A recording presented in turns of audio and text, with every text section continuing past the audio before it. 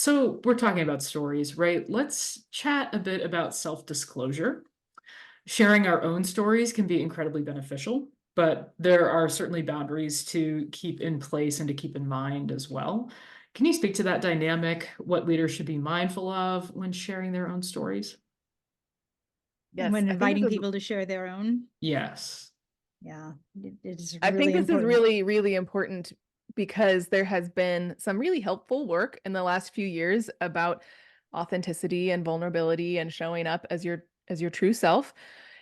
And there is, and if you actually read the work and not just maybe the synopses of some of these, there are those boundaries in place. I have a dear friend named Shasta Nelson who writes about friendship. And she's been talking about friendship and our epidemic of loneliness before it was a catchphrase for going on 2 decades now.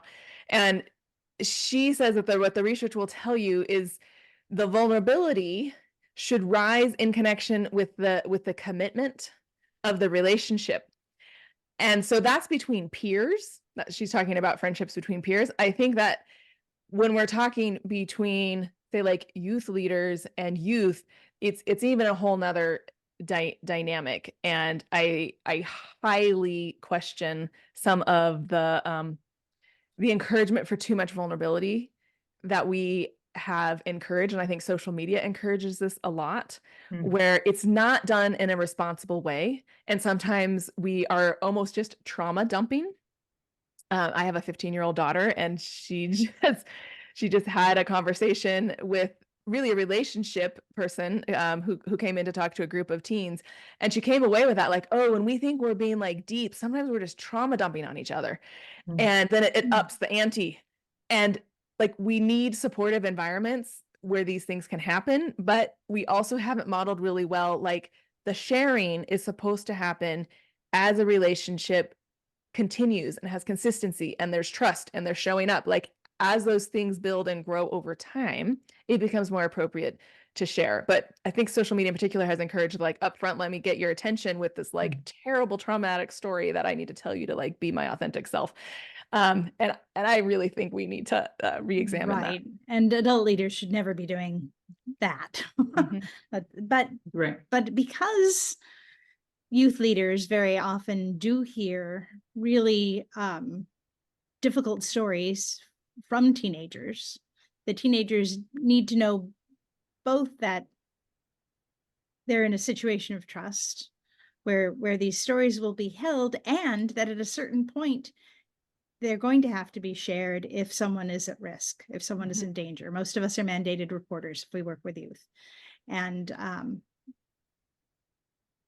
that's a really that you need to know going into the work that you're doing, what your denomination expects, what your congregation expects, what the guidelines are. And if your church does not have clear written guidelines for that you're able to talk about with your supervisor, then you need to ask for that.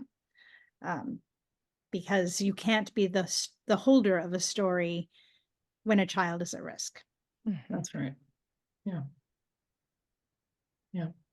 Yeah, that's a tender place to be, and something that requires so much thought on the part of the leader to model good caretaking and good container holding, to say, I can hold this space for you, but you need to understand the parameters of the space, right? Right, right. And modeling that, yeah, there's a Well, lot there. and our kids have, I think, become really good at talking and setting good boundaries, saying we will hold these stories, what's said here, as insofar as we can, we will hold them here. We will not Mhm. talk about them outside this group. We won't tie something back to you. Right. When if we're sharing a piece of this is not going to be a sermon illustration. That's a really important one. Um, Yeah. Yeah. There are limits to which stories to tell where, right? Yeah. Yeah. Yeah, but that's important, right? Like, what are the limits of the container? yeah. We are holding this, but also, for what purpose? I appreciate, Daneen, what you said about this is for the purpose of mutual commitment and care. But it's not meant to be a one-up. We're not just trying to beat each other and whose story is more traumatic, or who gets more attention in that way. So yeah, thank you.